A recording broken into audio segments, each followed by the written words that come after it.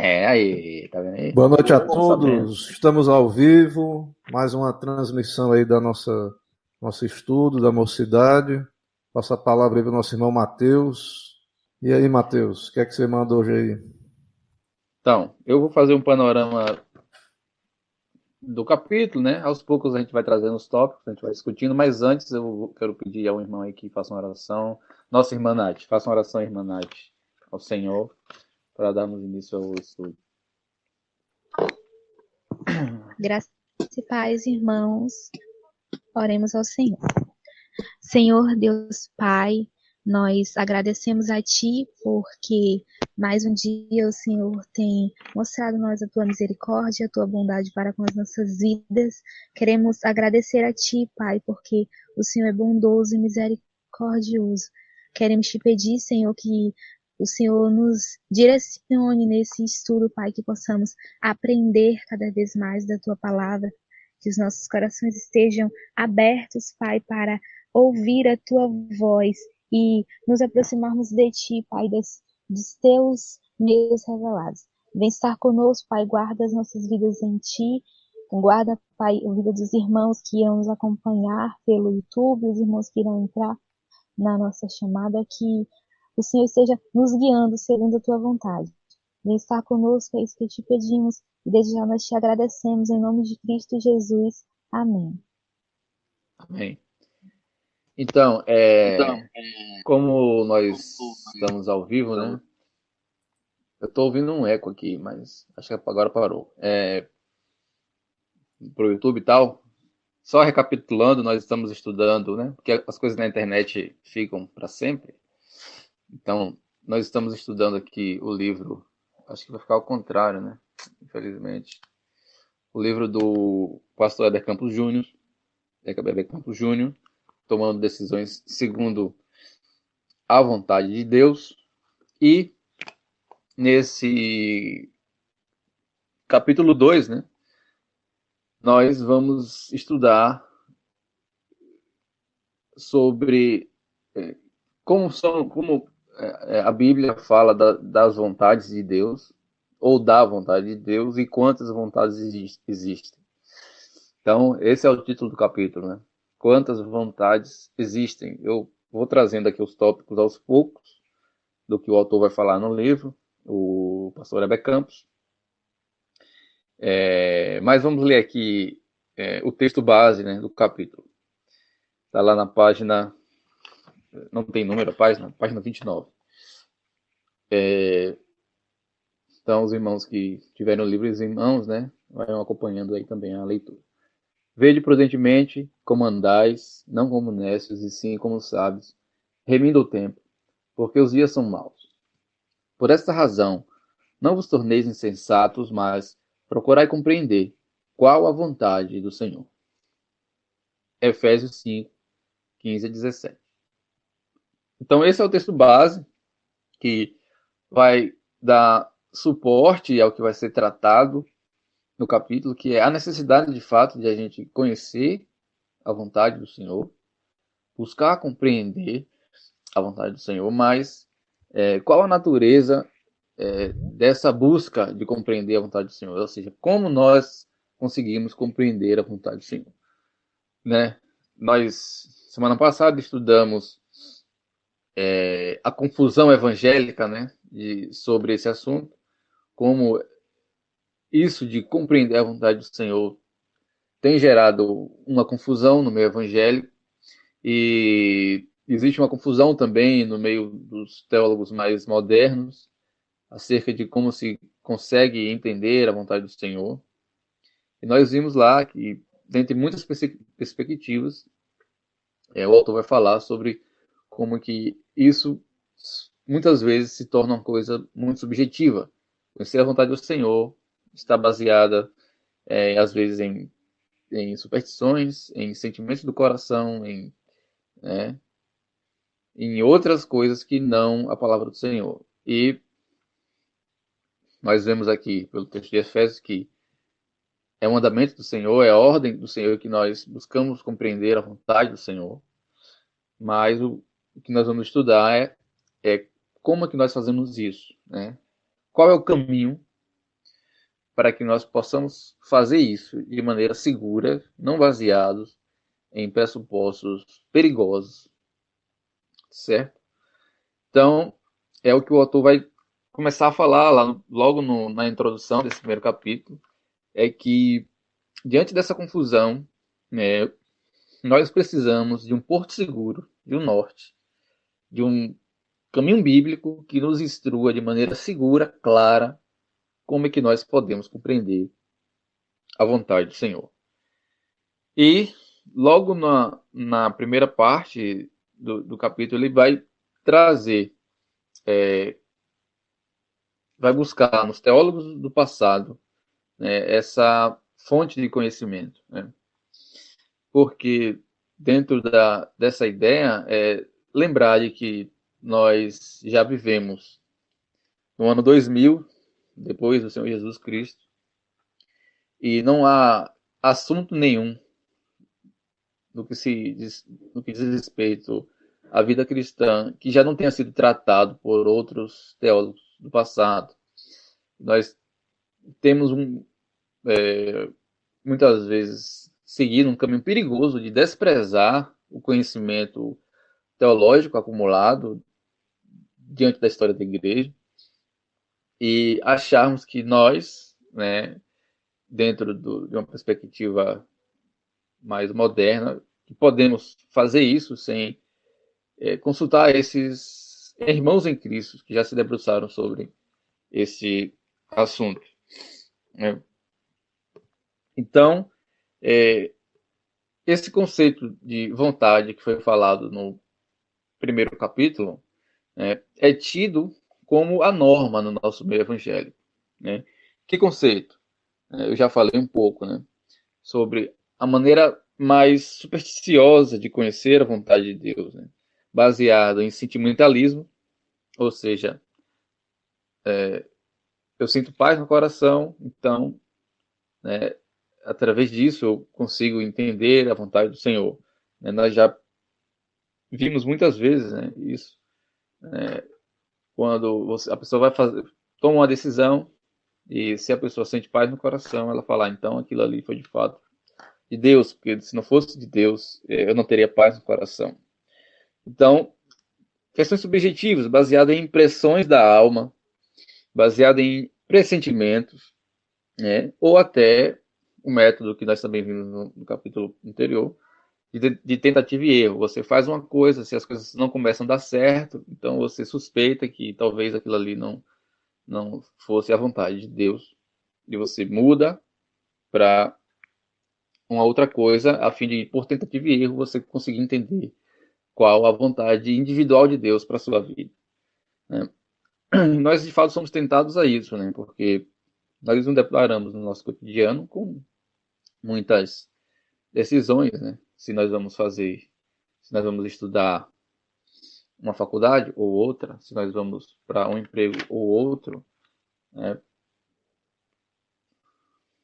Se nós vamos nos casar com essa pessoa ou com aquela.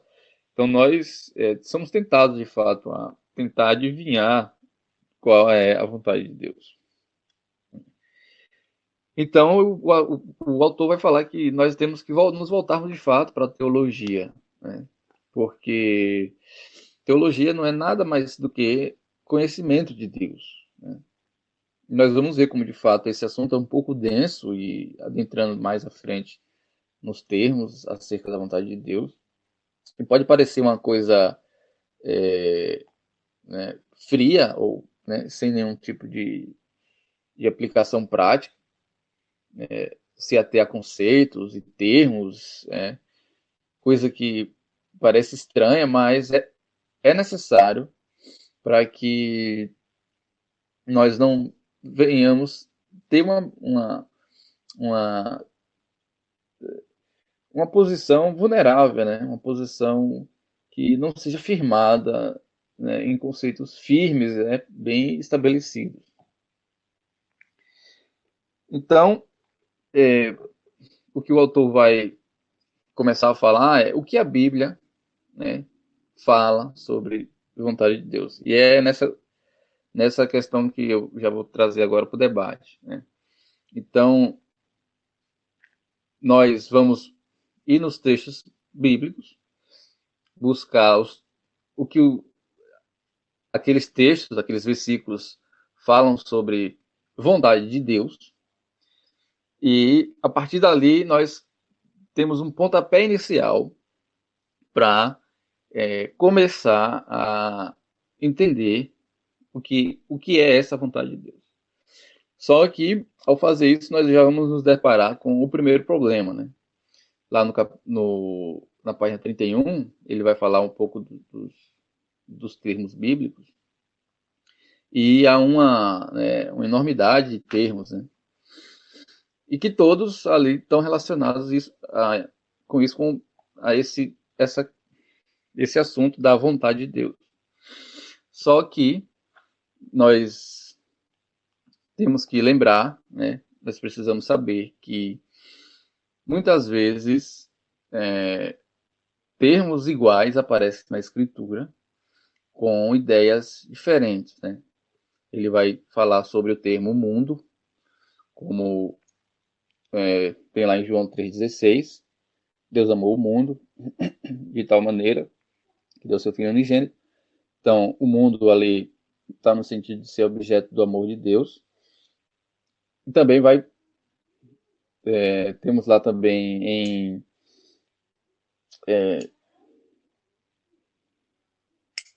em João, né? Falou, não ameis o mundo e nas coisas que no mundo há. Só para citar como exemplo que um termo na Escritura pode ter sentidos completamente diferentes dependendo do contexto. Eu quero trazer já, né, para essa discussão exatamente isso, né?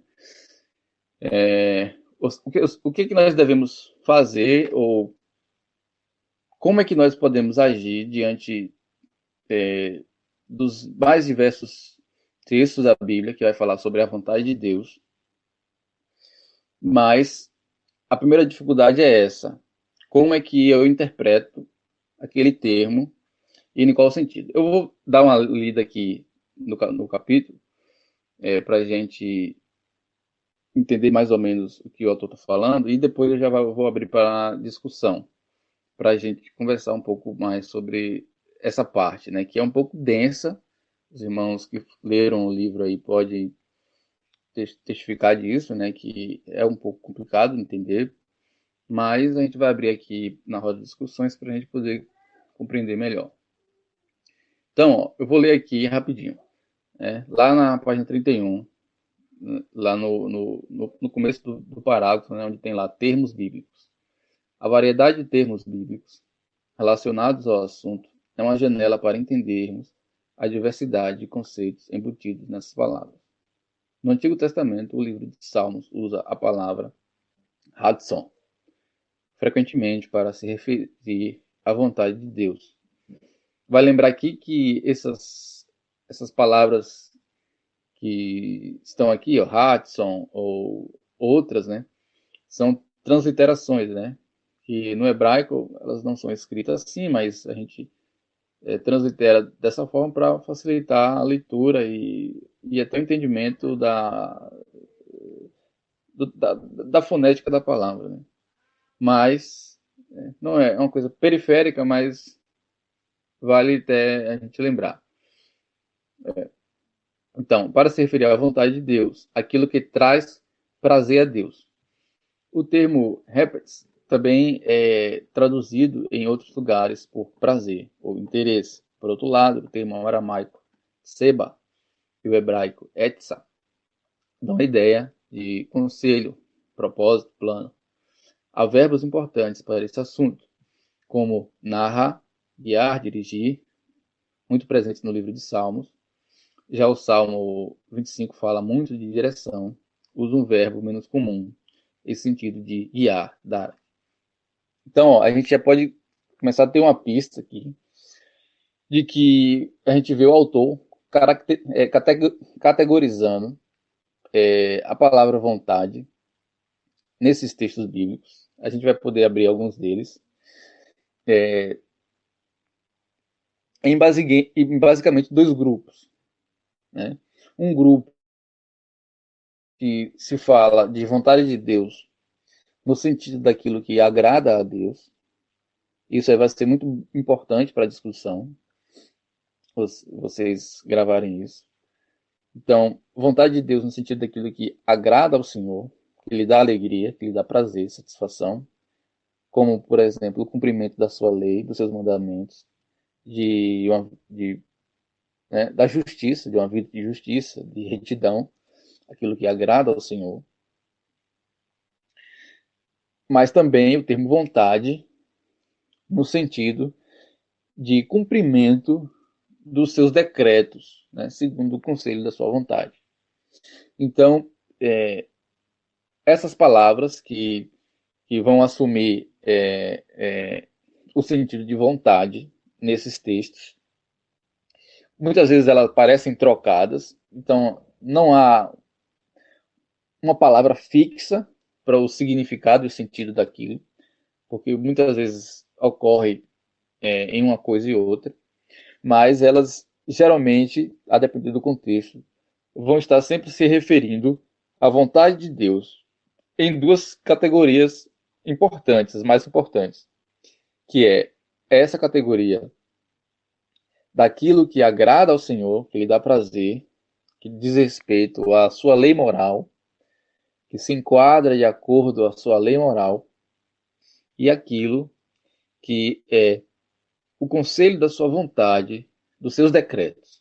Então, vontade pode significar tanto que traz prazer a Deus, que Deus se satisfaz, como aquilo que Deus quer que aconteça.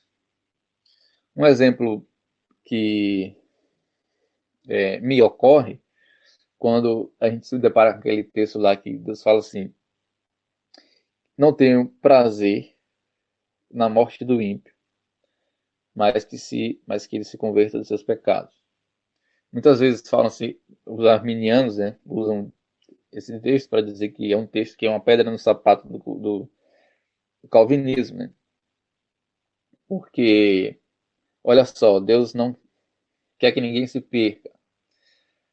Só que nós vamos encontrar outros textos que garantem, né, que o Senhor concede arrependimento para alguns e a outros não. Então, em um sentido, o Senhor não se agrada, não lhe traz alegria e felicidade e prazer que o ímpio morra, mas que ele se converta dos seus pecados. Ou seja, isso está dentro dessa primeira categoria, ou seja, a vontade de Deus no sentido de prazer. No entanto, o Senhor, no conselho da sua vontade, decidiu e decretou não conceder arrependimento, que está em um outro campo, né, do campo dos decretos. Então eu quero já abrir essa discussão para o pastor aí nos ajudar, e Emerson também, e os demais irmãos, que vocês conseguiram pegar até esse momento do capítulo, né, que ele vai introduzir os termos acerca de vontade, da vontade de Deus,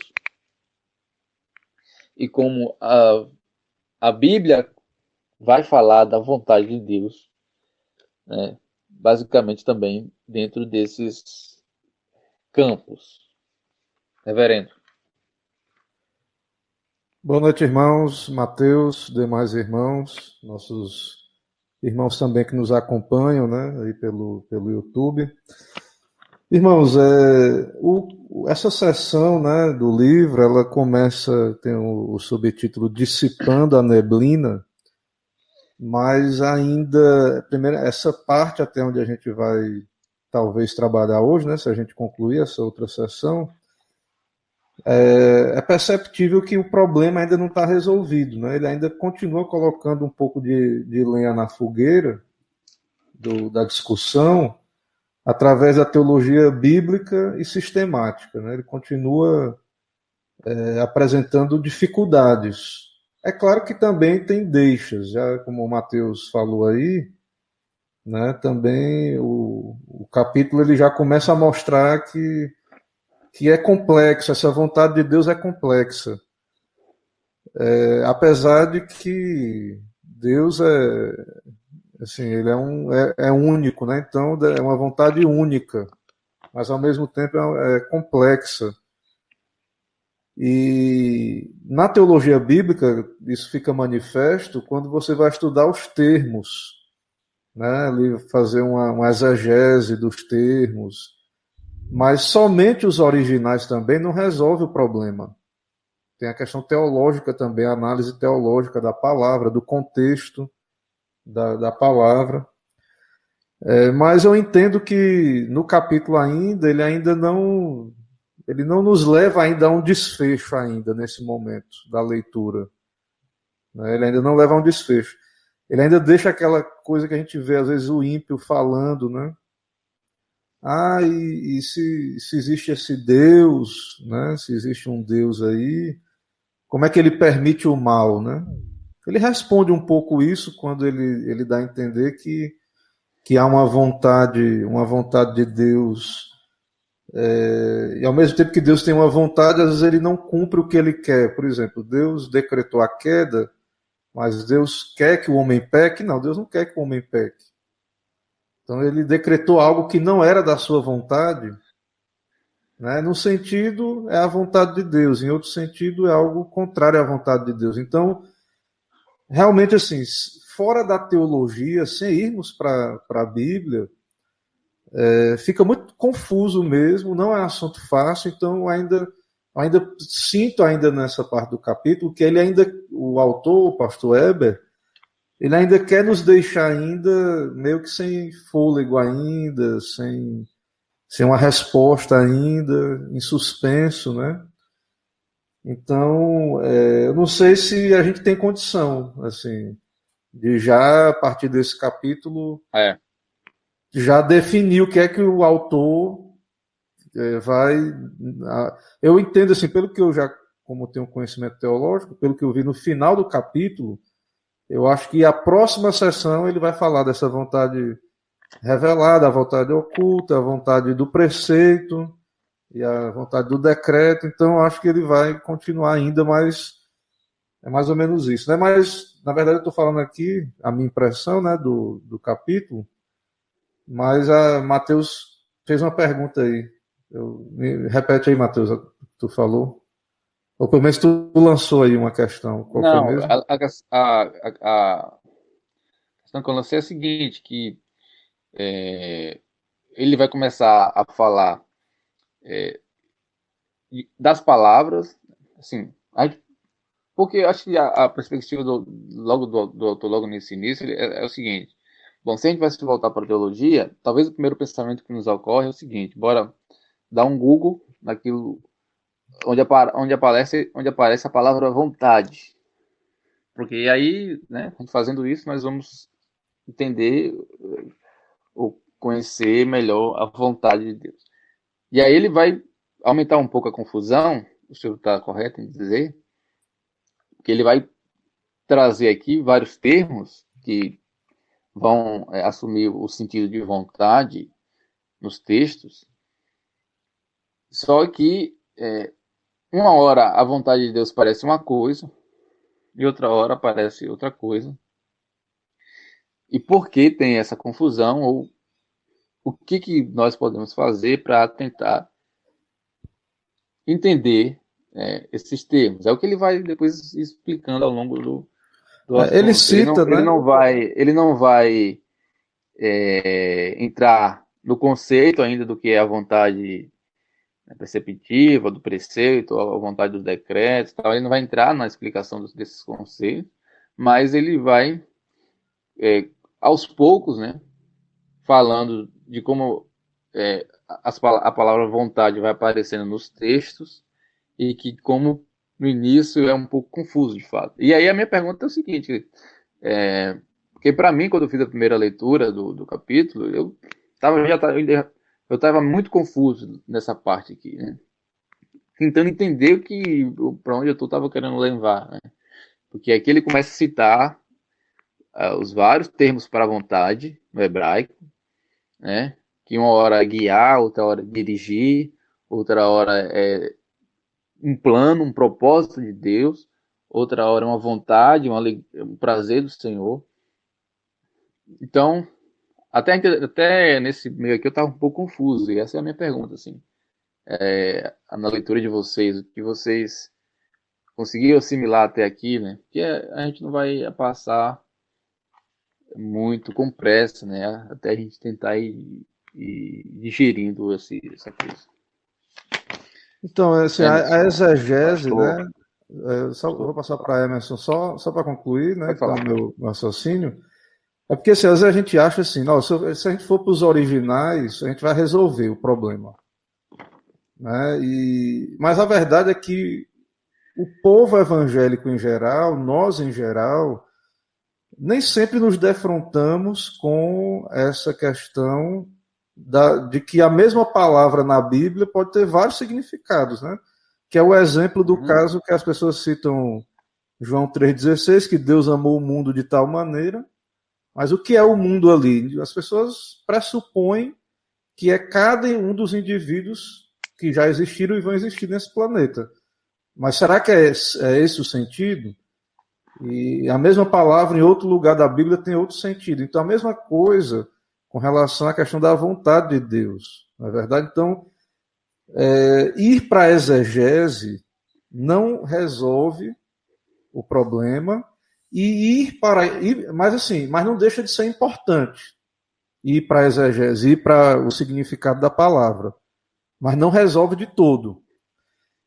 Ir para a história da igreja é importante, porque a gente não pode ignorar o que Deus trabalhou na vida de irmãos do passado, mas ao mesmo tempo ainda é difícil, não resolve tudo. Então o meu sentimento diante do capítulo é esse ainda, que mesmo um grande exegeta, um grande conhecedor da história da doutrina, vai sentir dificuldade. E o propósito, ao meu ver, do capítulo é esse, ainda deixar um pouco desse gosto aí de...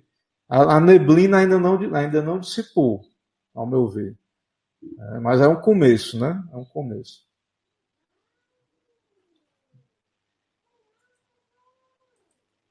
Verdade, verdade. Estão me ouvindo bem aí, que minha internet está um pouquinho ruim? Sim. Ok, né? Então, o que eu tinha a dizer é exatamente isso que o pastor estava falando aí, né? Basicamente, eu fui reiterar algumas palavras dele aí, do pastor. Mas a gente pode ver aqui nesse capítulo que ele está expondo, né, a forma incorreta de interpretação de um autor que ele próprio citou no capítulo 1º, né?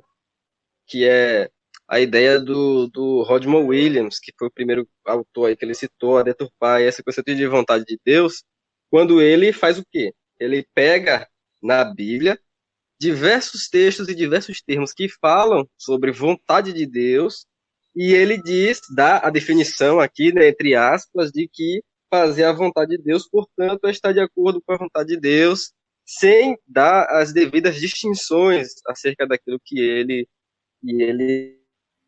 fala, né, sobre a vontade de Deus, que os textos falam sobre a vontade de Deus. Né? E como o pastor estava dizendo, o pastor Weber aqui, ele nos leva para esse caminho difícil, né? O caminho difícil, porém necessário, né? Porque é a revelação de Deus, é a Escritura, e nós temos que refletir sobre isso, mas a gente tem que, não sei se eu posso dizer assim, né? Que um estudo, como ele fala, do termo, ou dos termos em si acerca de vontade de Deus, ele não é suficiente, não é? Para que você realmente entenda. Porque, como o Mateus acabou de falar aí, às vezes na Bíblia, né, ela tem essa riqueza de linguagem, o mesmo termo ele pode se referir a diversas coisas, né, diversas coisas diferentes. Então, depois de o autor dar esse panorama geral, né, do, do, do termo vontade de Deus no Antigo Testamento, no Novo Testamento, suas transliterações aí da língua original, né, ele vai nos dizer que existe uma diversidade de termos, não é? E a primeira coisa que ele vai nos mostrar é que não há na escritura um sentido unificado, né, no uso de diversos textos acerca da vontade de Deus, né? Não há um sentido unificado quando vários textos falam sobre o termo vontade de Deus. Então, ele nos instrui a recorrer aí a alguns auxílios, né, que a gente possa entender, para que a gente possa entender esses termos, né? E os auxílios que ele nos dá aí, na página 33, né, no qual ele vai primeiramente expor, quando ele diz aí no penúltimo parágrafo da página 33, que Mateus também citou, toda essa diversidade terminológica mostra duas coisas. Primeiramente, que um mero estudo das palavras nas línguas originais, elas não resolvem o problema. A gente vai cair no problema do Rodman Williams, né?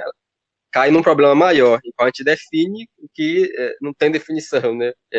Fazer a vontade de Deus é estar de acordo com a vontade de Deus. Isso em si não é uma definição. Então, que o mero estudo de palavras nas línguas originais não resolve o problema de entender o que significa a vontade de Deus. E a segunda coisa, e é importante, que eu acho que é o auxílio que ele nos dá, é essa. Segundo, que precisamos sistematizar as ocorrências da palavra vontade, os diferentes termos sinônimos, a fim de tirarmos algumas conclusões teológicas importantes, né? Então, como o pastor citou aí, para que nós entendamos o significado, os sentidos da palavra vontade de Deus na Escritura, nós precisamos fazer um esforço relacionado à teologia bíblica, né? No caso, é aquela que vai pegar os diversos textos, seus contextos, sua língua, né? Seus significados, e vai dispor ela em categorias, né? Em categorias, como o Mateus falou, de uma vontade revelada, de uma vontade que é não revelada, de uma vontade na qual Deus deseja que alguma coisa aconteça, na qual Deus permite que alguma coisa aconteça, na qual Deus ordena que alguma coisa aconteça, né? Então, a teologia bíblica ela não vai nos dar nos ajudar a categorizar esses termos, né, que são encontrados. E a teologia sistemática, né, vai nos ajudar a, como a própria palavra diz, teologia sistemática, a sistematizar essas categorias, né, dentro de um contexto que seja lógico, é claro, né, não pode ser um contexto ilógico e contraditório. Eu acho que é isso que ele vai discutir mais aí para frente, né? Que na história da igreja, a história da igreja, ela se debruça sobre essas categorias, né? E como é que a gente pode entender aí, como categorizar essa vontade de Deus, né? Em que sentido? Né? Então, eu acho que pelo menos nessa primeira parte aí do capítulo, é isso que ele nos dá, né? Nos mostra que sim, existem vários termos que não são unificados no seu sentido e que a gente precisa do auxílio da sistematização através da teologia bíblica e da teologia sistemática. E é isso que ele vai discutir mais para frente nos próximos tópicos. Então, irmãos, é necessário, né, uma precisão muito grande aí, é muito exigente o assunto, e eu queria citar aqui, fazer uma citação aqui de uma parte aqui que me chamou a atenção, e também fazer uma aplicação, né? Quando ele diz assim, é certo que Deus não está por detrás do mal da mesma maneira que ele o está por detrás do bem. Contudo, Deus apresenta seus decretos de destruição e de salvação como sendo a sua vontade. Deus não só permite que haja destruição, mas ele destrói o soberbo. Portanto, em nossos dias, o termo vontade permissiva pode mais atrapalhar do que ajudar. Então, tudo isso é necessário, a teologia, etc. Ao mesmo tempo, não é a solução de todos os problemas, às vezes a própria terminologia 39, pode... Pastor. 39, né? 39, finalzinho. Às vezes pode até atrapalhar a terminologia teológica, essa conversação, né, teologizada, pode até atrapalhar, porque são conceitos, né, que são construções da nossa mente para tentar entender. Mas o que eu quero que a gente reflita também é que imagine, né, para o cristão que tem a Bíblia, que está despertado para a importância da questão, está convencido da necessidade de que tem que ir à Bíblia, tem que refletir, é difícil. Agora, imagine para o incrédulo, ou para aquele que não quer seguir esse caminho, né, por meio da revelação. Então, eu volto a dizer, a gente quando ouve os ímpios falando do mundo, do que eles observam, eles acabam concluindo ou que o Deus da Bíblia não existe, ou que ele é mau, porque eles olham para o estado das coisas no mundo. Então, se Deus é soberano, como é que ele permite essas coisas acontecerem? Né? Ou então ele não é tão soberano assim, né? Ou então ele não tem todo o poder, ou ele não é bom. Então, mas todo esse caminho que eles vão trilhar, vão ser conduzidos, é um caminho que é porque eles não vão à Escritura, né? Mas mesmo os que vão à Escritura vão ter dificuldade também. E é por isso que há tanta confusão, né? Como nós vimos lá, a confusão evangélica, e entre os teólogos, e até mesmo confusão entre os teólogos, né, de menos qualidade, digamos assim, e até mesmo entre os bons teólogos também. Pode haver uma confusão, né? Então, assim, a gente vê às vezes alguns irmãos usando aí vontade permissiva, alguns termos, né? Mas você vê que nem sempre esses termos ajudam. Né? Então a gente tem que ter muito cuidado e é um desafio constante aí para a igreja, né, para os crentes, para os cristãos, conseguir explicar, né, de uma maneira razoável essa questão, esse assunto. Então eu queria citar aí essa parte aí e trazer essa reflexão da dificuldade, imagine, para a pessoa que não tem a Bíblia, né? Ela realmente fica muito confusa, né? Sobre o cristianismo e a fé. Beleza. Ainda dentro desse tópico, né? Antes que a gente passe para um próximo,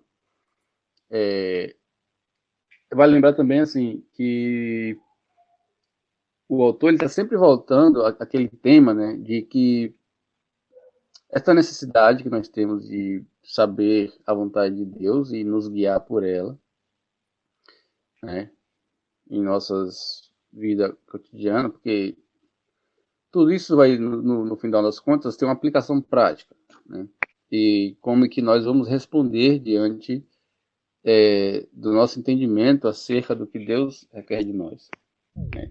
E aí ele vai citando no capítulo termos que vão falar da vontade de Deus e alguns termos que vai se referir como Deus guia e dirige o seu povo, sempre fazendo uma contraposição, né? Não necessariamente uma contraposição, mas ele vai sempre trazendo à discussão isso de que essa nossa curiosidade de queremos entender a vontade de Deus específica para nós, né?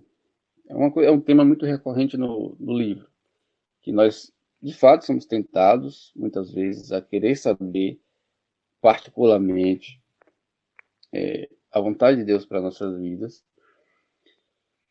E nós, muitas vezes, vamos lá para o texto bíblico para a gente querer saber isso, né?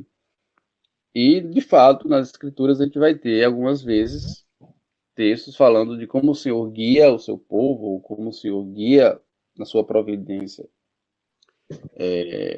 os seus filhos, os seus eleitos, em que pese outras pessoas vão dizer que nós precisamos buscar de fato, conhecer de alguma maneira a vontade específica de Deus para nós. E ele vai trazer dentro desse debate os textos bíblicos, né? E eu queria ler assim algum trecho aqui do capítulo para a gente passar para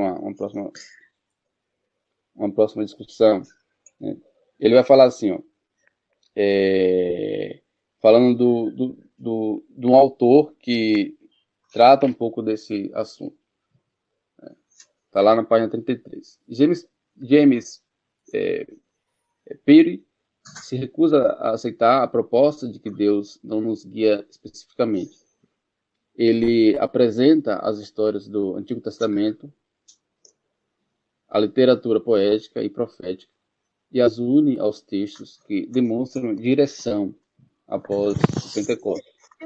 Entretanto, em vários momentos do livro, Pire apresenta o caminho. Eu lhe piquei. Como é que é?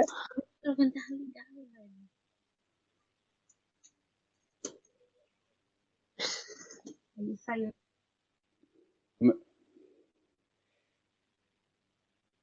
Apresenta o caminho da sabedoria como a forma de Deus nos guiar.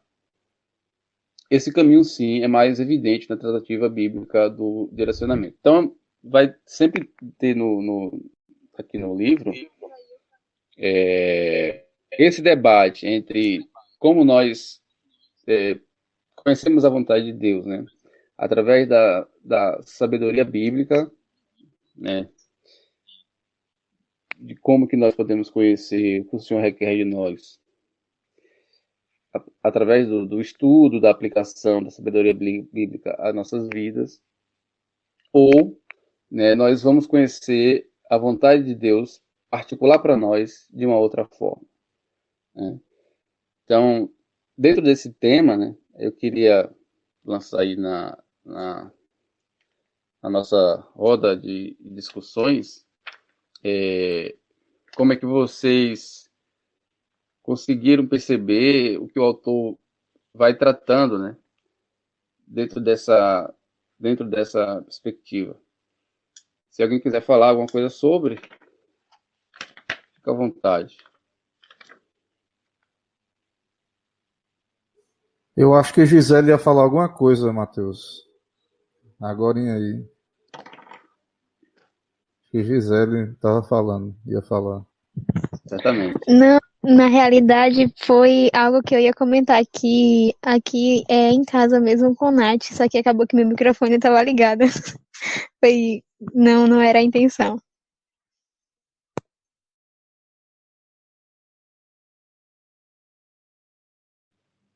Conversas internas, né? Tá, saquei. Então, beleza. Então, vamos adiantando, né? Vamos avançando na discussão. Emerson. Pode falar. Seu áudio tá cortando muito para mim aqui. Eu não consegui entender muito do que você disse antes, né? Mas pode ir falando. Beleza. Mas eu acho que a internet de Matheus não tá ruim. Agora a tua, Emerson, para mim é que a minha. corta. É a tua internet que tá ruim. Na de Matheus. Aparece bastante aqui o sinalzinho vermelho. Isso. Então, essa coisa de querer descobrir a vontade individual, realmente, assim, eu concordo que está muito arraigado, né, na cultura evangélica, né? As pessoas querem descobrir, e aí, assim, geralmente isso leva quem quer muito descobrir essa vontade secreta de Deus. Eu acho que a gente vai ver mais no próximo capítulo, em detalhe, isso aí. Acaba por não pensar muito assim, em termos de, na verdade, se aquela decisão foi a mais sábia. Ela está preocupada em saber se foi exatamente o que Deus quis, né? Quando para nós, quando a decisão é tomada, quando o evento acontece, a gente crê que foi a vontade de Deus, né? Mas às vezes, assim, da nossa parte, não foi a decisão mais sábia, não foi a melhor decisão, não glorificou tanto a Deus quanto poderia ter sido se fosse outra decisão, né? Então eu acho muito interessante o exemplo que o próprio autor do livro coloca, né? Como ele decidiu publicar o livro. E ele deixa claro que ele não tinha muito interesse porque tinha vários outros livros, ele sabia de vários outros bons livros sobre o mesmo tema. E aí ele foi sendo conduzido por uma sabedoria de ver que glorificaria a Deus, publicar o livro. Mas ele decide, finalmente, ele diz assim, mas se eu não tivesse publicado, isso não teria sido uma decisão pecaminosa, não teria sido contra a vontade de Deus. Não estou conseguindo escutar nada. Né? Emerson está falando aí, mas está cortando, Emerson. Liga lá, pode falar.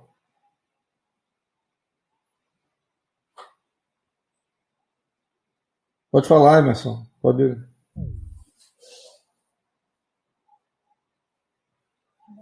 Entende, irmãos? Então o que acontece é isso, né? Que acho que Emerson caiu agora de vez.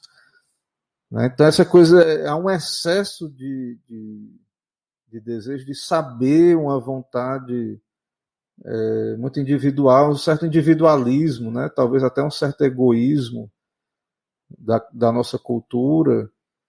E Deus, ele quer que a gente aprenda a tomar decisões guiadas pela sabedoria, né? Decisões sábias. E nesse processo a gente vai errar, vai acertar, e a gente vai ter menos capacidade de tomar decisões sábias se tivermos menos conhecimento bíblico ou menos capacidade de aplicar a Bíblia à nossa situação.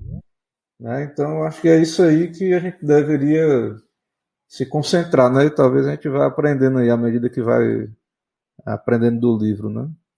Diga lá, Emerson, pode falar. Antes de Emerson falar, deixa eu fazer um pequeno comentário. Eu concordo muito com o que o pastor falou, no sentido de que a gente às vezes acha que a vontade de Deus é aquilo que a gente sente, aquilo que a gente sente paz, ou nosso sentimento. E se a gente não tivesse, se a vontade de Deus não fosse revelada por isso que a vontade de Deus é revelada na Escritura. Porque se cada um achar que a vontade de Deus é de acordo com aquilo que você pensa, cada um teria o seu jeito de ver a vontade de Deus, e a gente não teria, no caso, seria relativa à vontade de Deus. É por isso que o Senhor nos dá a sua palavra, e a revelação do Senhor é a palavra, porque para a gente justamente não relativizar a vontade de Deus, porque às vezes a gente aceita um emprego que não é tão lucrativo, e por não ser tão lucrativo a gente acha que não é da vontade de Deus, mas não, foi a sua escolha. E às vezes a gente se relaciona com uma pessoa que acabou que fez você sofrer muito, e você acha que aquele casamento, aquele relacionamento não é da vontade de Deus, mas foi a sua escolha. Você tem que se basear no que a palavra revela para você tomar as suas decisões. Por isso que o Senhor nos dá a palavra, para não relativizarmos a vontade dele. É apenas isso. É isso aí. Alguém mais? Eu vou ficar só de canto aqui escutando, porque a minha internet tá muito ruim, então não tô entendendo quase nada do que eu tô falando. Tá cortando muito aqui. Mas eu até dar uma melhoradinha que eu tô falando desse.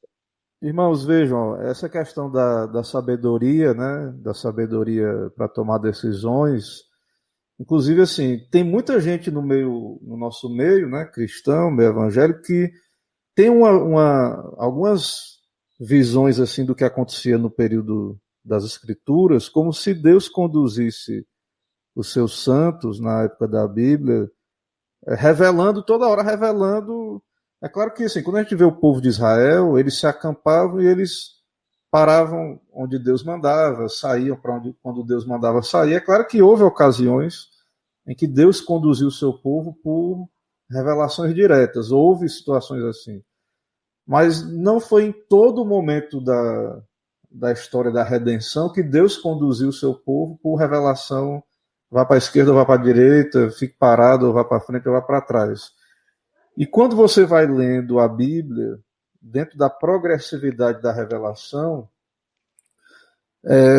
os livros de sabedoria, a literatura de sabedoria, que são os Salmos, Provérbios, Eclesiastes, até mesmo os profetas que estão ali na última parte do Antigo Testamento, você vai perceber que Deus está falando conosco ali na Bíblia muito mais por sabedoria. Se você lê ali Provérbios, você vê que Deus está dando ali diretrizes que é para que a gente tenha consciência e sabedoria para decidir. Quando vem o Novo Testamento, claro que ele precisava ser revelado e escriturado. Então, houve profecias, revelações, mas à medida que o Novo Testamento vai encerrando, você vê que Deus dá à igreja pastores, não mais apóstolos inspirados ou profetas, mas aqueles que vão pregar, né, aplicar o que já está revelado à vida do povo, ou seja, vai ser algo muito mais da sabedoria, de iluminação, de aplicação. Então, eu entendo assim que realmente, ao meu ver, o que Deus quer é que a gente, por isso que é bom estudar um livro como esse e ser estudante da Bíblia, para que a gente vá aprendendo a ter a sabedoria e, claro, tudo ser feito para a glória de Deus. Mas você sabe que depois, por exemplo, depois que você fez as grandes decisões da vida, por exemplo, você decidiu com quem você casou, com quem você vai casar. Pronto, você dizer que já aconteceu o casamento. Então foi a vontade de Deus. Agora você deve viver o melhor possível dentro desse casamento e não ficar toda hora, será que foi uma desobediência? Ou não foi a vontade de Deus? Não, a vontade de Deus já foi manifesta ali, naquela decisão, né? E agora você tem que continuar tomando a decisão, e agora sabendo que está dentro de um pacto, continuar sustentando o seu compromisso ali. Então, depois que a gente toma a decisão, a gente precisa entender que a vontade de Deus se cumpriu ali, né?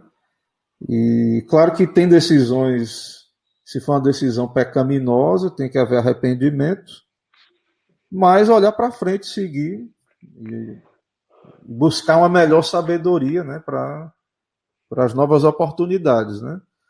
Então a pessoa ela escolher uma vocação, uma profissão. Então, dependendo da profissão, se ela tem certeza daquilo ali, então foi a vontade de Deus, conduziu ela para aquilo, né? Mas às vezes ela está numa vocação de transição também. Então ela está ali, mas não quer dizer que vai ser para a vida toda. No caso de uma vocação, não tem um pacto, uma aliança. Então ela vai orar e pode ser que Deus conduza ela a rever aquela decisão. E aí ela vai buscar sabedoria para uma nova oportunidade, né? Então assim, eu creio muito nessa questão da providência e da sabedoria, mais do que ficar querendo descobrir uma vontade individual, uma vontade de Deus individual, né? Claro que Deus tem uma vontade, né, para cada um de nós. Ele é o autor da história, né? Isso aí a gente sabe, né? Mas como é que a gente vai saber? Eu creio que é muito mais pela sabedoria, pela providência, do que essa coisa subjetiva de sentir que foi a vontade de Deus. Só um exemplo que a igreja anglicana, né, quando ela começou, o rei Henrique VIII, ele casou com a viúva do irmão dele e ele queria ter um filho homem. E aí a mulher não dava, né, um filho homem para ele. E aí ele teve um caso com Ana Bolena, separou e aí, como a Igreja Católica não aceitou o divórcio, ele separou da Igreja Católica, né? O Henrique VIII, começou a Igreja da Inglaterra, e depois de Ana Bolena, separou dela de outro, porque ele achava que não era a vontade de Deus a Catarina acho que é Catarina de Aragão, porque era a viúva do irmão dele, e achava que Deus estava punindo ele, porque ele estava casado com a mulher que havia sido mulher do irmão dele. E não tinha nada a ver, né? É porque ele queria um filho homem, né? Ele queria um filho varão para dar sequência lá os projetos de poder dele. E aí ele entrou num ciclo de decisões erradas, né? E parece que teve vários casos aí, casamentos ruins. Então faltou o quê? Sabedoria bíblica, submissão a essa sabedoria bíblica. Degolou as esposas. E sair, depois ter para resolver as decisões erradas, você ter que matar, né? Às vezes mulher. Então, assim, só ficou viva a primeira e a última. Nesse caminho aí de ficar querendo adivinhar a vontade particular, muita lambança acontece, né? Que a pessoa não sentiu ali, ou achou que não foi, aí tenta corrigir pelas mãos delas mesmo. O Baltu vai falar sobre isso, né? Sobre os perigos de ficar tentando investigar a vontade particular de Deus. Bom, dando sequência aí, né, avançando, o autor aqui vai começar a falar sobre que, na verdade, a vontade de Deus é uma só, mas há algumas distinções dentro dessa vontade de Deus. E aí começa mais, botar mais lenha na fogueira, né? Como assim? A vontade é uma, mas há diferença entre uma vontade e outra. Não é mais de uma. E aí Isso, ele. isso aí tem a ver com Hum, a doutrina do decreto, né? Vocês lembram da aula é, dos decretos, né? Que na verdade a gente fala os decretos para a gente entender, mas que na verdade há um plano todo abrangente de Deus, né? Há o uhum, decreto, né? Há um decreto no sentido porque Deus ele planeja tudo da perspectiva da eternidade, ao mesmo tempo ali o plano há uma ordem dentro do plano, né? Mas a gente que pensa dentro do tempo, né? Numa sequência temporal, mas em Deus o pensamento ali, o plano, né? Deus não está dentro do tempo, mas há uma ordem dos acontecimentos, né? Há um propósito nas coisas ali, mas são coisas bem difíceis, né? Porque a gente às vezes não está difícil. acostumado a pensar de modo abstrato. É o que ele fala, né? Ele fala assim, às vezes parece difícil esses conceitos, porque nós não estamos acostumados a pensar nesses raciocínios, né? Como talvez um, um cristão do século XV lá da Reforma, um estudante lá, um teólogo, estava mais familiarizado com pensar nessas categorias. E aí ele vai falar, né? Ele vai citar aqui um autor reformado, o Amandus Polanos, não sei se o pastor conhece, 1561 a 1610, então ali do século XVI para o século XVII. E ele vai falar um pouco da ideia desse autor para tentar começar a introduzir uma noção de como que há algumas diferenças dentro da mesma vontade de Deus. E ele vai dizer, para eu não me atrapalhar mais do que tudo, eu vou ler aqui um pedaço do texto e a gente tratar um pouquinho sobre ele. E Emerson, quando o horário acabar, você me avisa, viu, Emerson? A gente tem 24 minutos ainda aí pra frente. Beleza. Então vamos lá. Ele vai falar aqui, Amandus Polanos, o grande teólogo reformado que trabalhou na Basileia, dizia que a vontade de Deus, na realidade, é uma, mas que com vistas à instrução, e essa é a frase que eu estava querendo achar, a vontade de Deus, na realidade, é uma, mas com vistas à instrução, recebeu várias bifurcações. Uma delas afirma que a vontade de Deus pode ser revelada ou oculta. Por conseguinte, né, a revelada pode ser antecedente ou consequente à resposta humana, e a consequente pode ser legal ou evangélica, isto é, a base de como as nossas ações são julgadas. Essa é apenas uma das bifurcações. É vista por Richard Miller como exemplo de doutrina detalhada, não especulativa. Vamos falar mais um pouco sobre isso, né? Parece que está confundindo mais do que tudo. Mas não é assim. É o início para as coisas começarem a clarear, né? A gente tem que lembrar que os reformadores, quando se debruçavam sobre o assunto, eles começavam a categorizar os seus estudos para facilitar a compreensão humana. Então o, o Amandus, ele faz essa categorização dentro daquilo que ele estudou e se debruçou sobre a vontade de Deus. E nisso existe várias bifurcações para a vontade de Deus, para que ela ocorra, e que na verdade ela é uma só, mas, ou seja, com vistas à instrução, ou seja, com vistas à providência, naquilo que o Senhor vai fazendo e guiando a história. Essa vontade, ela assume alguns caminhos, né? Aí ele vai dizer que a vontade pode ser revelada ou oculta, né? Aquilo que nós já falamos um pouco, né? A vontade revelada de Deus é aquilo que já é presente na Escritura, aquilo que o Senhor requer de nós, né? No que diz respeito à sua lei moral, de que nós cumpramos. Ou oculta, né? Aquela vontade de Deus que não está inacessível a gente.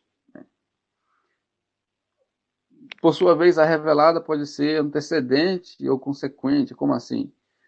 No sentido de que antecedente, Deus previamente nos revela os seus mandamentos para que o cumpramos, mas caso nós não venhamos cumprir, ou a depender da nossa reação acerca da vontade revelada de Deus, pode acontecer uma coisa ou outra, né? E, por sua vez, né, pode ser legal ou evangélica, no sentido de que, dado a nossa reação, da maneira como nós reagimos à revelação de Deus, nós seremos tratados pelo juízo da lei ou pela misericórdia do Evangelho, né? Aí ele vai explicar aqui, né, no final desse parágrafo. A gente está aqui na página 34, né? Ele vai falar assim: é extremamente prático saber que há coisas que Deus nos revela e há outras que ele não faz. Que a sua revelação contém o que ele espera de nós e o que faz conosco em virtude de nossos atos, e de que nossos atos serão julgados conforme estamos sob lei ou sob graça. Aí ele vai dar o exemplo de Jonas, né? O profeta Jonas, que ele era profeta e, por ser profeta, conhecia a lei de Deus, né? Conhecia a vontade de Deus, que o Senhor o revelava a sua vontade, né? E por ele revelar a sua vontade, ele sabia da gravidade do pecado de Nínive, né? Só que o Senhor ordena que Jonas vá lá e pregue a Nínive. Só que o Senhor oculta de Jonas o que ele vai fazer com Nínive. Porque o Senhor lá chama Jonas para pregar a Nínive e fala que o Senhor que vai destruir Nínive por conta do pecado deles. No entanto, o Senhor muda, né? E vai lá e perdoa o pecado de Nínive, de modo que Jonas fica frustrado, né? A gente lembra da história, que Jonas se frustra porque o Senhor perdoou o pecado de Nínive. Então, observe, o Senhor queria julgar Nínive, no entanto, aprove ao Senhor não julgar Nínive, mas tratar Nínive com a misericórdia divina. Aí ele fala lá, antecedente e consequente. Deus mostrou ao profeta a tarefa de anunciar juízo. E depois mostrou as consequências de rejeitar o seu chamado. Jonas foi invocado para pregar, só que ele fugiu, e aí ele percebeu a consequência daquilo que ele fez, né? Ele foi, né, lançado ao mar, engolido pelo peixe. Então, nesse sentido, né, antecedente, aquilo que o Senhor requer de nós, e consequente, como o Senhor nos trata, a depender de como nós reagimos ao chamado. E ele vai falar lá, no final dessa página, a legal evangélica. Deus tratou evangelicamente Nínive, pecadora, nos dias de Jonas, porém a mesma cidade foi tragada, segundo a dureza da lei, nos dias do profeta Naum. Então, da mesma forma que Nínive foi perdoada e foi tratada evangelicamente, nos dias de Jonas, nos dias de Naum, Nínive foi julgada de fato pelos seus pecados, né? E o Senhor trouxe juízo a Nínive. Então, esse teólogo, ele vai falar que a vontade de Deus tem algumas ramificações, né? E que nós não conseguimos compreender de modo pleno a vontade de Deus, porque uma hora ela é revelada, outra hora ela é oculta, e nós só ficamos com uma parte da vontade de Deus, que é a que o Senhor revelou, mas não entendemos aquilo que ele não revelou, aquilo que está no conselho da sua vontade, né, no seu decreto. E aí ele começa a introduzir esse conceito, né? Observe que ele não fala aqui ainda de vontade preceptiva, né? Nem de vontade decretiva, mas ele começa a apresentar, a partir desse teólogo, como que os teólogos do passado, né, foram se debruçando sobre esse assunto e começaram a categorizar nesse estudo, né, sobre acerca da vontade de Deus. E aí? Estão entendendo aí? Estão me ouvindo? O pastor quer falar alguma coisa? Emerson, Gisele, Nath, Jayala, Gabriel. Então, Mateus, a gente tem que... claro que nossa igreja, entender que a nossa igreja ela tem uma teologia já construída, né, a partir da história, da nossa doutrina, que vem das escrituras, é claro, mas isso foi desenvolvido pelos nossos irmãos do passado. Mas o que eu vejo, assim, essa diferença de fraseologia, né, da maneira de falar sobre o assunto, a gente deve ter uma certa humildade. É claro que às vezes entre nós mesmos, presbiterianos, a gente se torna exigente porque a gente espera que as pessoas conheçam, né, qual é essa vontade secreta, assim, segundo a Bíblia, é claro, né? Conheço o que é que quer dizer quando falamos sobre vontade secreta, vontade revelada.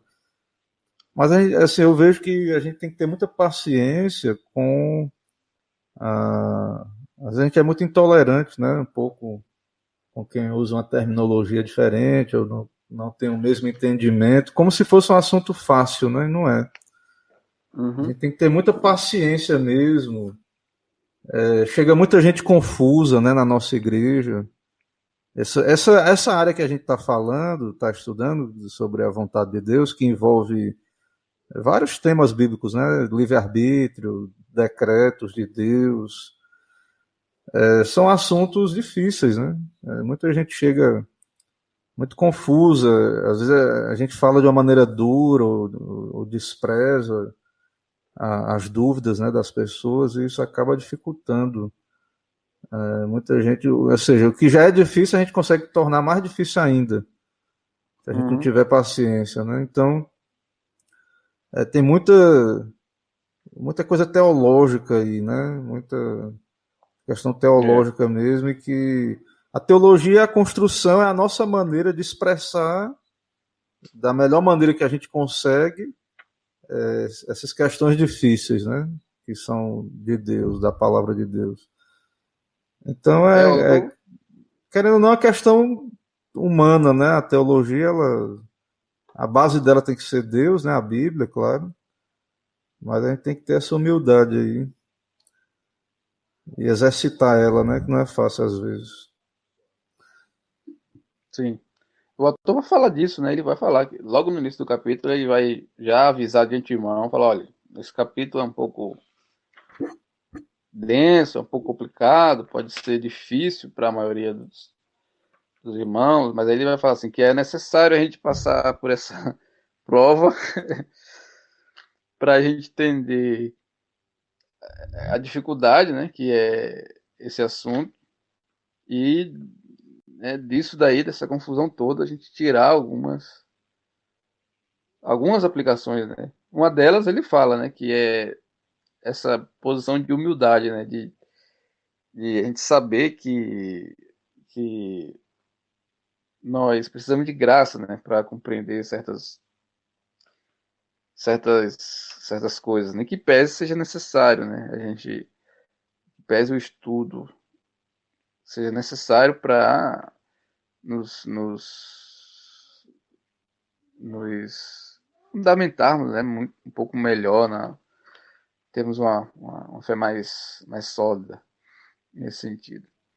Algumas coisas, né? O autor ele fala que de fato é um capítulo complicado.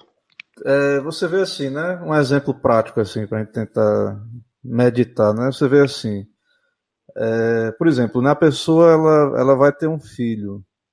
Ela sabe que o filho vai nascer um pecador e vai entristecer. Você vai ser um pai, você vai ser entristecido. Mas mesmo assim você decide ser pai, né? Você pensa Deus, né? Ele sabia, estava no decreto, no plano, que o homem pecaria. Ou seja, que o homem faria algo contra a vontade expressa de Deus, né? Isso, falando de maneira humana, Deus ficaria triste, decepcionado, né? Entristecido, arrependido de ter feito homens, porque o homem fez algo contra a vontade de Deus. Mas mesmo assim, foi a vontade de Deus criar o homem.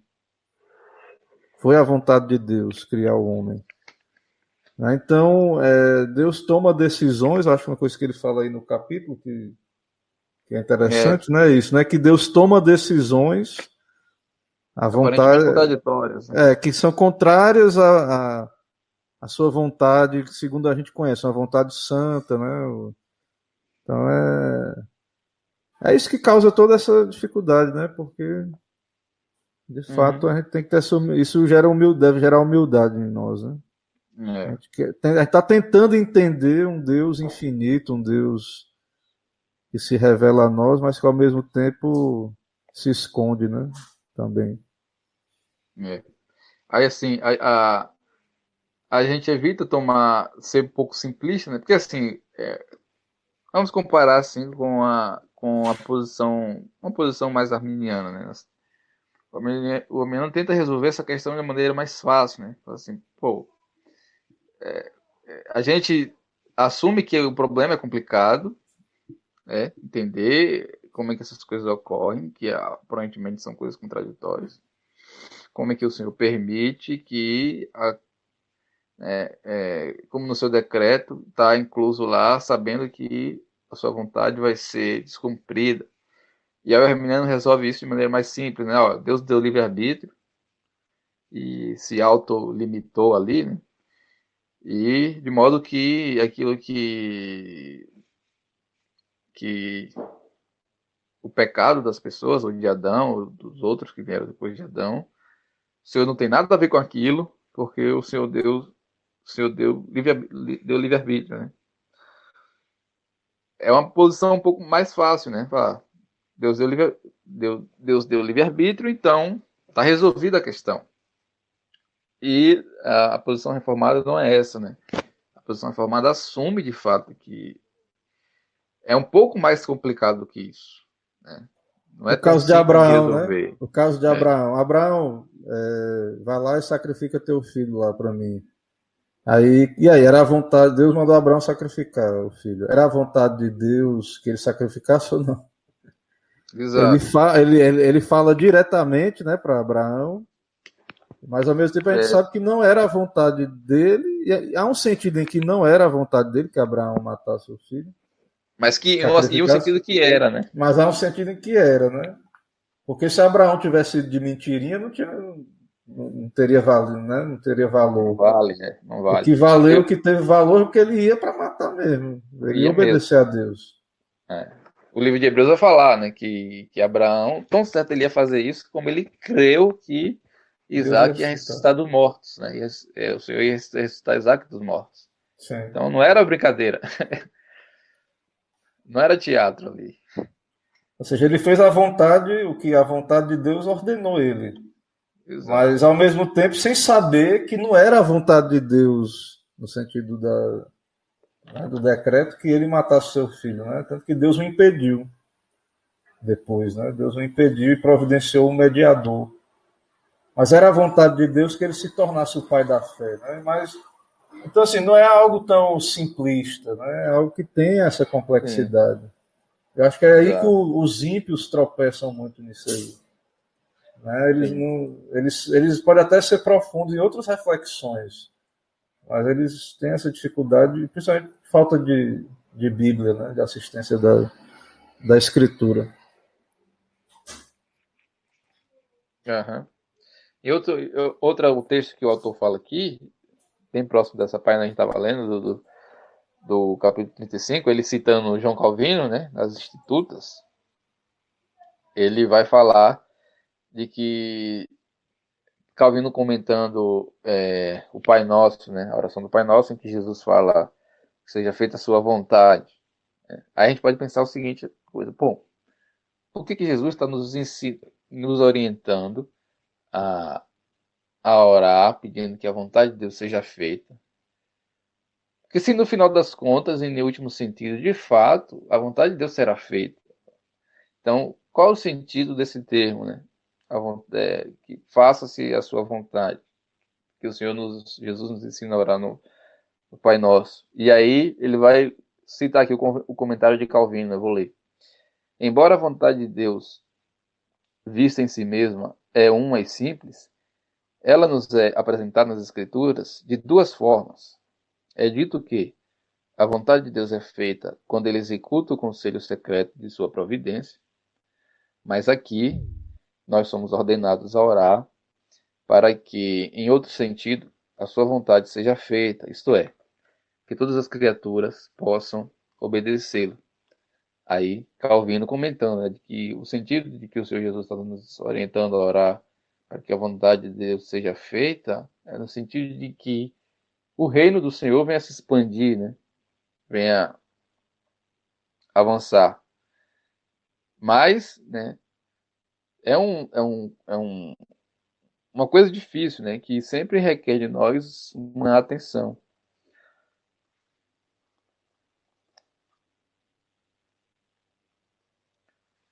Um outro exemplo é o de Samuel. Ele cita aqui também no livro, na página 36.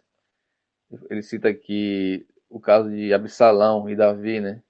Davi peca, adultera, mata o marido de Batseba para poder se casar com ela. Se casa com ela para poder, né, ocultar o seu pecado, na verdade, que ela tinha engravidado.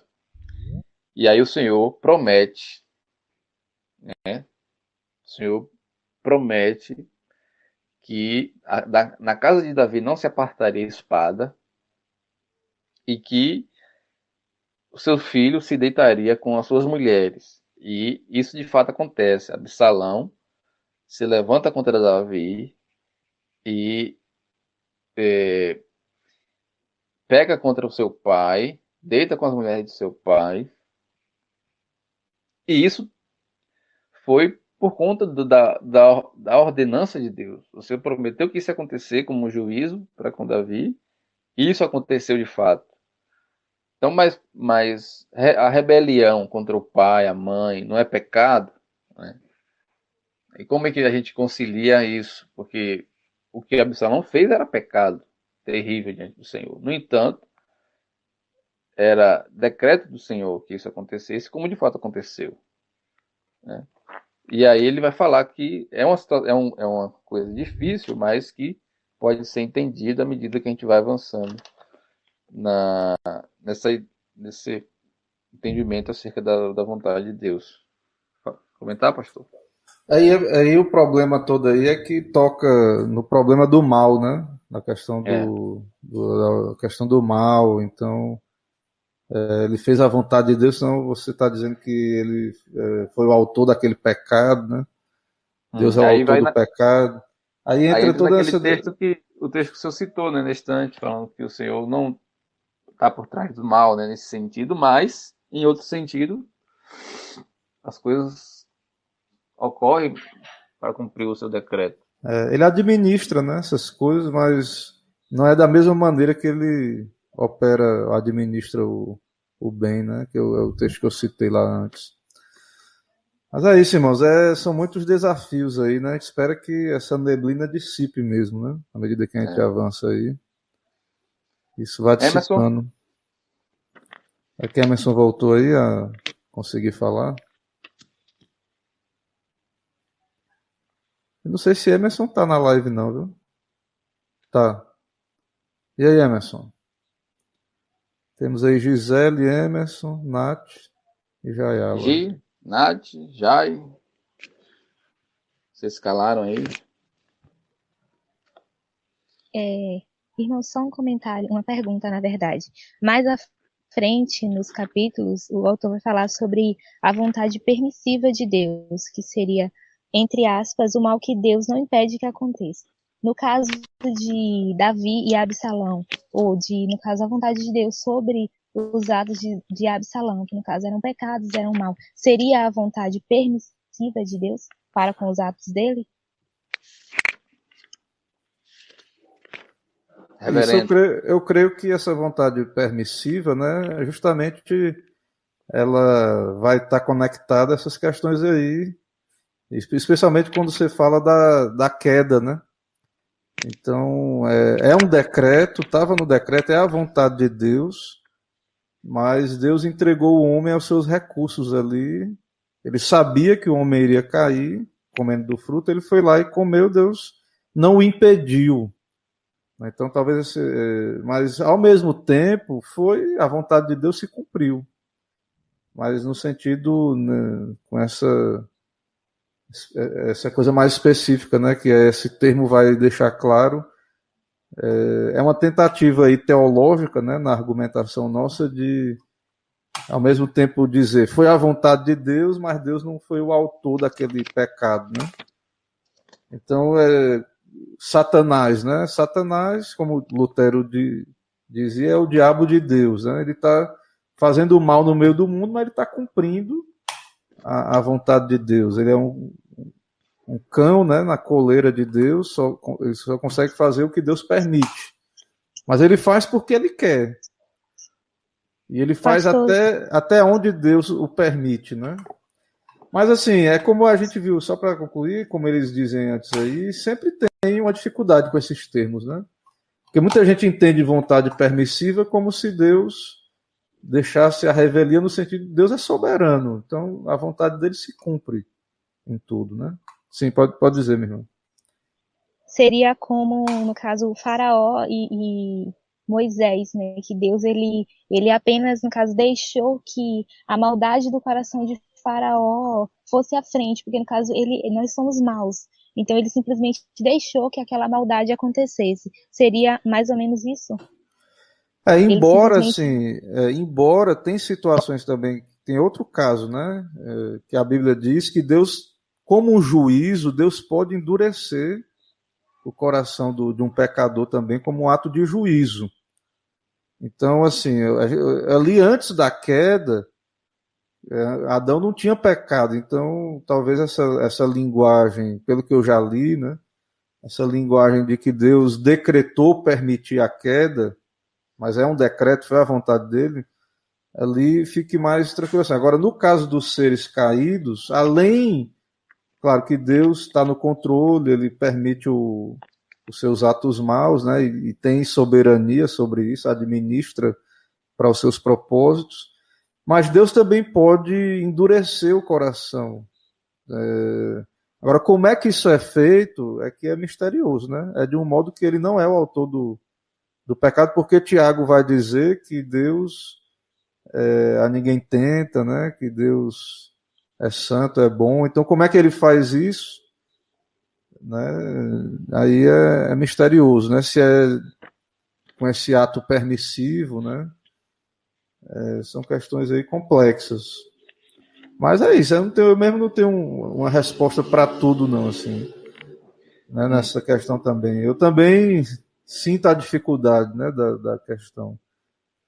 Mas eu sei que muita gente fica muitos reformados ficam de orelha em pé, né, com essa terminologia, vontade permissiva, né?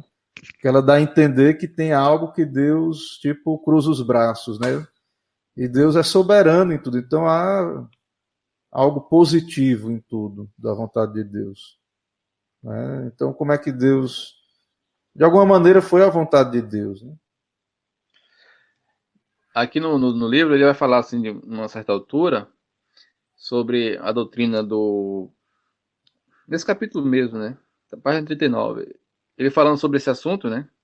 Essa coisa esse termo, vontade permissiva, que é um termo polêmico, porque ele vai falar assim, cristãos frequentemente se referem à vontade permissiva de Deus de maneira diferente do que disseram os teólogos reformados, do século XVI, XVII. O crente de hoje entende que quando coisas más acontecem, Deus as permite. Com isso, ele imagina que Deus não é proativo.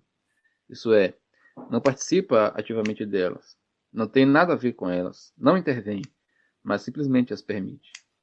É verdade que a Bíblia usa o termo permitir, epitrepo, em relação aos decretos de Deus. Acontece que Deus frequentemente se mostra o feitor, o causador mor de males que nos sobrevêm, e ele não tem dificuldade de assumir a autoria. Aí vai citar textos lá de Abacuque, Isaías, 1 Reis, textos que a gente pode depois. Isso aí, Mateus, isso aí é mais fácil você ver em casos do que entender, às vezes, assim, o discurso. Por exemplo, Jó. Sim. Veja o caso de Jó. Deus permitiu Satanás adoecer Jó e matar a família. Deus permitiu, foi permissão. Foi uma vontade, assim, né, uma espécie de vontade permissiva.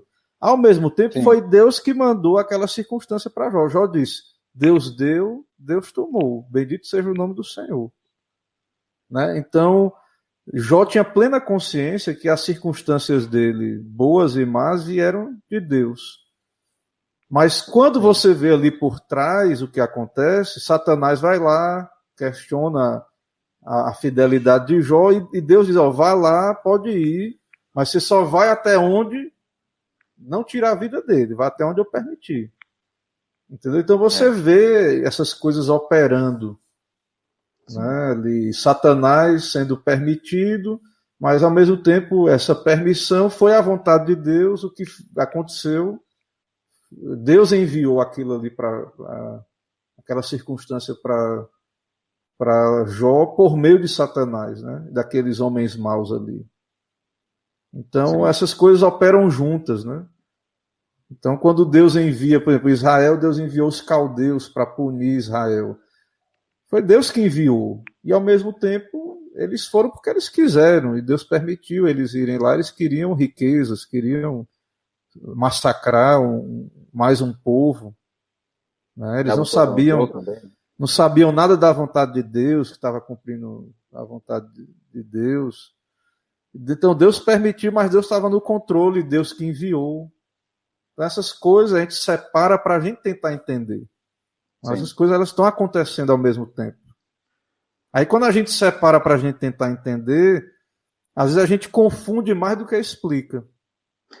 Né? Às vezes a gente separa para facilitar, mas dificulta. É difícil. Entendeu? O problema todo é esse. É mais fácil você ver lá acontecendo a coisa.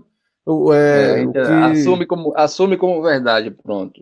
É como você vê lá o caso de José, né? Deus permitiu os irmãos de José vender José, mas depois José diz: ó, foi Deus que me mandou para cá, para o Egito, para trazer um grande livramento. Mas foi vocês que me mandaram também, se arrependam.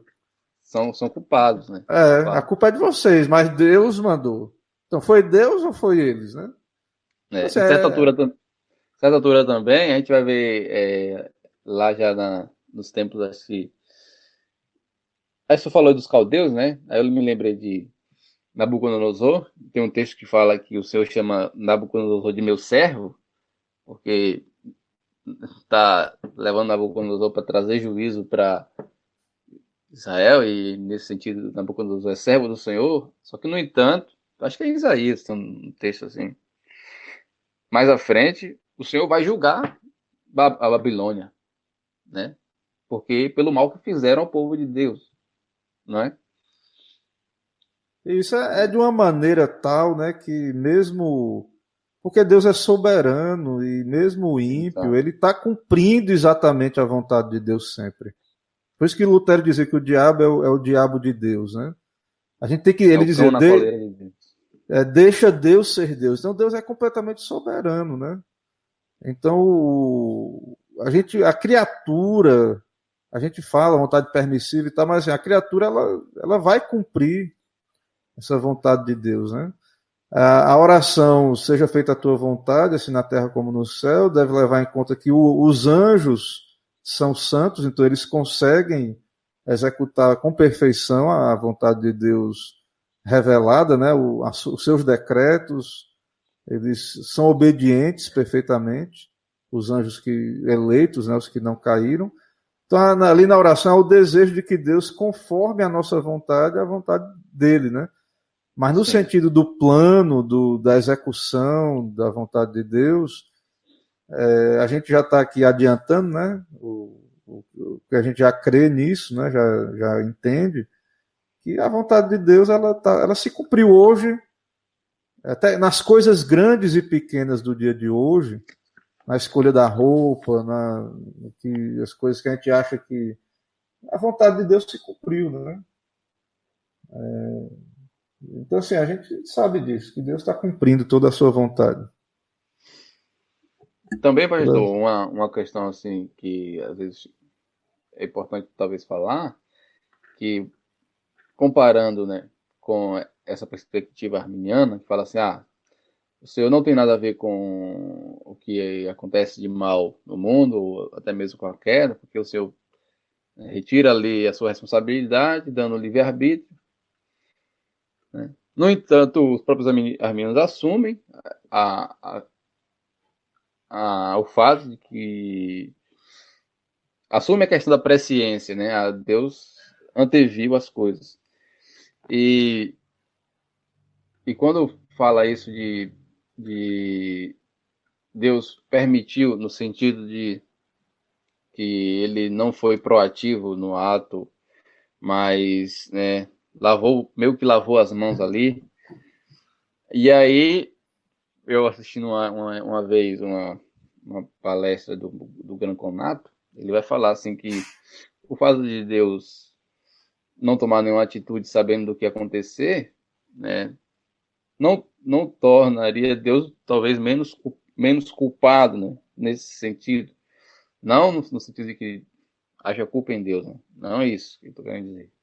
Mas se os arminianos às vezes acusam a gente de que não é possível que Deus faça tudo isso por meio dos seus decretos, porque assim Deus seria culpado do mal, né? A gente cai naquele problema do mal. Em outro sentido, né, o fato de Deus excusar-se ou lavar-se a mão, né, também não resolveria o problema. Então, não tem como escapar, seja da perspectiva arminiana ou calvinista, né? O fato é o seguinte, que as coisas acontecem, o mal acontece, e nós não podemos entender isso naturalmente, né? E que quer Deus tenha em seu decretado todas as coisas, né, no conselho da sua vontade, inclusive usando da maldade do homem para cumprir os seus decretos de maneira que ele não seja culpado disso, ou quer de outra forma, né?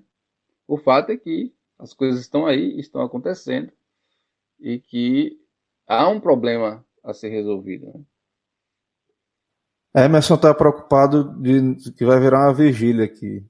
Certo? Nós vamos já para o encerramento. Tem que tomar as rédeas, como você falou. Ok, então. E aí, o que é que vocês indicam aí para os nossos irmãos que estão ouvindo em casa aí acerca do que esperar para as próximas reflexões, né? Onde é que a gente conseguiu chegar até agora e para onde é que a gente vai continuar caminhando aí nesse mesmo Respire capítulo? fundo, tenha calma, fique calmo, não desista, que a jornada é grande, mas a vitória é nossa, com a graça de Deus. Amém. É isso aí. Aí, assim, a gente parou, acho que aqui nesse tópico aqui acho que nós entramos até esse subtítulo aqui, o valor das distinções teológicas. A gente comentou sobre isso, da vontade permissiva de Deus e tal. Falamos também sobre das consequências, às vezes, de se querer investigar a vontade individual. Falamos dessa dificuldade da vontade individual. Então, eu acho que nós até conseguimos tratar bem todo esse capítulo. E aí, a gente no próxima semana ou na próxima reunião, quer seja na próxima semana ou não, nós vamos virar para o próximo. Qual é a vontade do Senhor? Capítulo 3. Né? Mas a discussão não se encerra aqui. É difícil mesmo. Fiquem tranquilos. Começou pelo mais difícil, depois vai ficar mais fácil. Mas nós vamos prosseguir. Então, eu me sinto aqui, seu vai continuar horrível. tá horrível, não estamos entendendo nada, tá com voz de alienígena. Mas você tá usando algum filtro na Wiley. voz dele, tá parecendo extraterrestre. Ô Emerson, desiste. Desconecta aí, conecta de novo, faz alguma coisa aí que a gente não tá lhe ouvindo nada.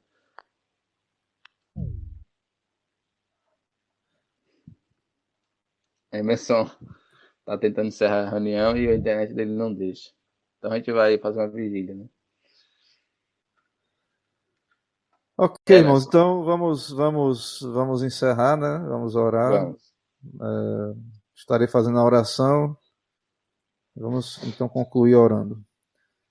Senhor, Amém. nós te louvamos, te bendizemos por esse momento enriquecedor, pela oportunidade de nos dedicarmos a esses assuntos. Abençoa os jovens, ó Deus, a mocidade. Sabemos que é um tempo tão difícil, de tantas decisões, é necessário tanta sabedoria e há tantos riscos em tomar decisões, é difícil tomar decisões, e muito mais o jovem crente que quer agradar ao Senhor.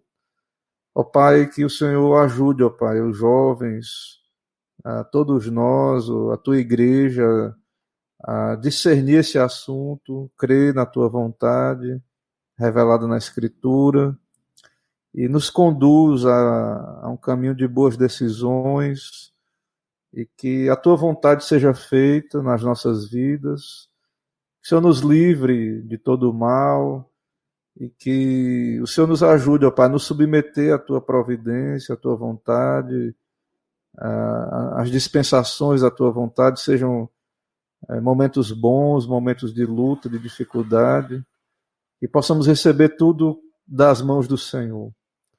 Assim, abençoa, Pai, a leitura do livro, abençoa os jovens nessa empreitada, os que nos acompanham. Ao que pedimos, oramos em nome de Jesus Cristo. Amém. Ok, irmãos, Amém. Deus abençoe Valeu. A todos. Até Boa mais, noite. pessoal. Até a próxima. Graça e paz. Eu vou ter que encerrar aqui a reunião, porque senão vai ficar... Continua aqui ativa a reunião e aí fica transmitindo. Então, boa noite a todos aí. Deus abençoe ricamente a todos. Parar a transmissão ao vivo agora.